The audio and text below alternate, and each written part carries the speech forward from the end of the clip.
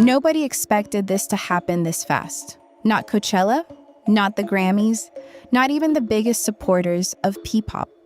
Yet, when one of the world's most iconic music festivals revealed its lineup, something happened that completely changed the conversation around Filipino music. SB19 wasn't just invited to perform at Lollapalooza.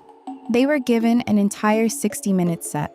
At first, that may sound like just another festival announcement, but in reality, it was something much bigger. Because in the world of major music festivals, time is trust, and an hour isn't simply handed to an artist. It's earned. Almost overnight, the conversation shifted. People stopped asking, can SB19 become a global act? Instead, a new question began circulating across the music industry. Why is the global industry suddenly taking SB19 so seriously? The answer has very little to do with luck, and everything to do with strategy. Because this wasn't a random invitation, it wasn't a favor, and it certainly wasn't an experiment. Lollapalooza doesn't book artists based on hype alone. Every performance is backed by data, audience demand, ticket value, and long-term market potential. Festival organizers aren't looking for artists who can impress existing fans.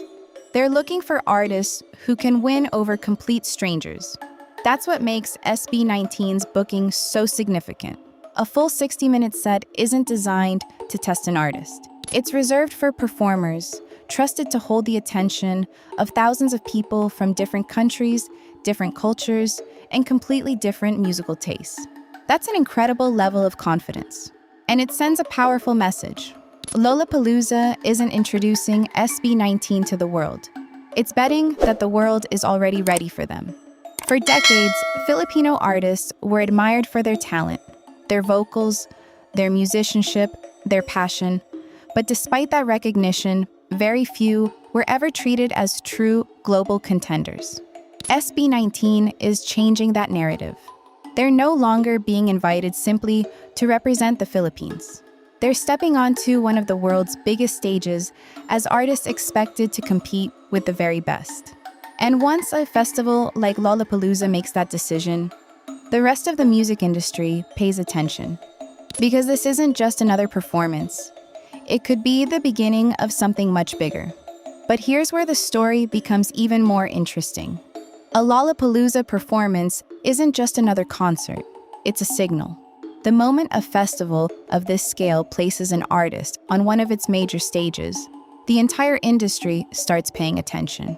Promoters notice, record labels notice, festival organizers notice, because one question immediately comes to mind. What does this artist have that everyone else is seeing? That's exactly where SB19 finds itself today. This breakthrough isn't symbolic, it's structural. For years, Filipino artists faced the same invisible barrier. It was never about talent. The world already knew Filipino performers could sing, dance, and entertain at the highest level. The real challenge was visibility, breaking into a global system that rarely looked beyond its traditional markets. SB19 didn't wait for that system to change. They forced it to. Not with shortcuts, not with viral luck, but through years of consistent growth. International tours, millions of streams, sold-out shows, chart milestones, and one of the most dedicated fan communities in modern music. By the time Lollapalooza made its decision, SB19 had already proven there was real global demand. The festival wasn't taking a risk. It was responding to undeniable momentum. The timing couldn't have been better. Today's music industry looks very different from a decade ago. Audiences are no longer limited by language or geography. K-pop changed the rules. Latin music broke new records. Afrobeats reached every major market.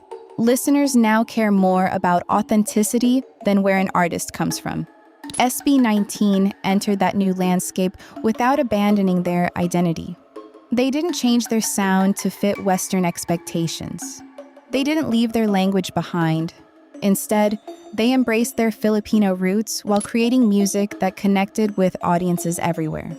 That authenticity became their biggest advantage. Another reason this moment matters is independence. While many artists depend on major labels to open international doors, SB19 chose a different path. Through 1Z Entertainment, they took control of their own careers, their music, their creative direction, their business decisions. That's a rare achievement in today's industry. They proved that global success doesn't always begin inside a corporate boardroom. Sometimes, it begins with artists who refuse to compromise. And perhaps that's the biggest reason this story has captured the attention of the global music industry. Because SB19 isn't following the traditional blueprint. They're creating a completely new one. But behind every major breakthrough, there's always a force that most people never see. For SB19, that force is 18. To casual listeners, a fandom is simply a passionate group of supporters. But to festival organizers, promoters, and music executives, a fandom is data. It's proof that an artist can fill venues, sell tickets, dominate social media, and keep people engaged long after the music stops. That's exactly what 18 has done. Over the years, they've turned every comeback into a global event. They've pushed songs onto international charts, organized streaming projects, supported sold-out tours, and helped SB19 build a worldwide presence without relying on a major international label. That's something the music industry doesn't ignore.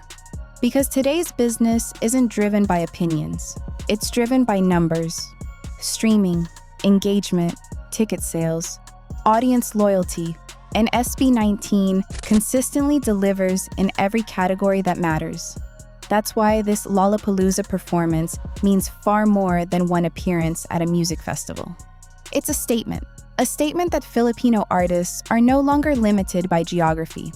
They're competing on the same stages, under the same expectations as some of the biggest names in the world. Now comes the real challenge. Festival audiences are different. They aren't made up entirely of dedicated fans. They're filled with first-time listeners, music critics, industry professionals, and people who simply want to discover something new. Winning over that audience requires more than great songs. It requires confidence, stage presence, live vocals, versatility, and the ability to leave a lasting impression in just one performance. Fortunately, that's exactly where SB19 has built its reputation. For years, they've earned respect through discipline, consistency, and performances that speak louder than headlines ever could. And if they deliver on one of the world's biggest festival stages, the impact won't end when the lights go out. It could open new opportunities, new festivals, new collaborations, and new audiences that may have never considered listening to Filipino music before. That's how industries change, not through one viral moment, but through artists who continue proving they belong. SB19 isn't just representing Ppop anymore.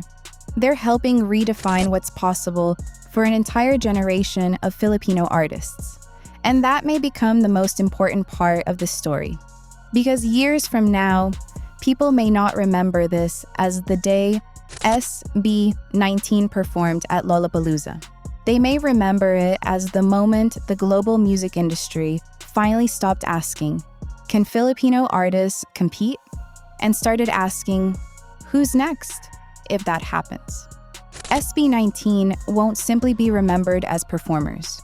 They'll be remembered as pioneers. What do you think? Is Lollapalooza the biggest milestone of SB19's career so far?